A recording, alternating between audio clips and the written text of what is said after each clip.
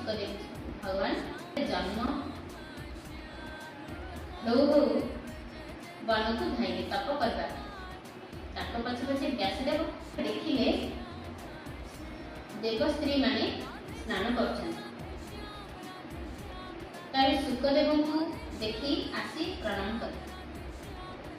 पछरे देखिले बापा आसुचंती व्यासदेव ताकू देखी जाई जल लुचि रही भागवत संसार किपरि आस सुखदेव द्वारा सुखदेव किपरि व्यासदेव पुत्र हे बुझीगले चलते हुए भागवत पाठ कर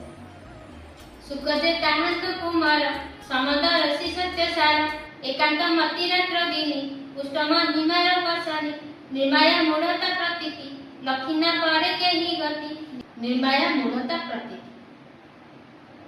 निर्माया ताको पाखरे माया नथिला जहार आगमन काले देविका मेही थिले जळे उलग्नि थाई तांकु देखी धाइले स्नान को पेकी तापरे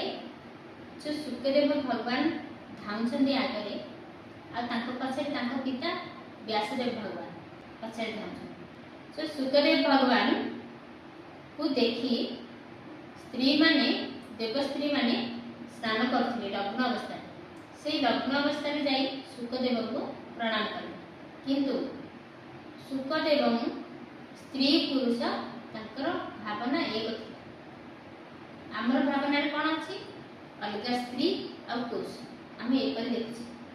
किंतु ताकू केवल भगवान ही दृश्य से ताकू जाई प्रणाम कर तापरे भगवान व्यासदेव तांको पछरे आछन उलग्नि ठाई तांको देखी धाइले स्नान को पेकी देखिबा अर्थे जल कटे मिलिले सुखंगनी कटे व्यासंकु तांको पछे जाई जळे पसिले बेगे जाई तापरे व्यासंकु तांको पछरे जिबार देखी जाई जळे भी बुडी गई काहेकि ना व्यासदेवकर स्त्री पुरुष भाव थिला सुखदेवकर स्त्री पुरुष भाव न स्वभावे सिद्ध से जुगति जानती सर्व प्राणी गति स्वभावे शुभ सिद्ध अर्थात माने ताके जानथिले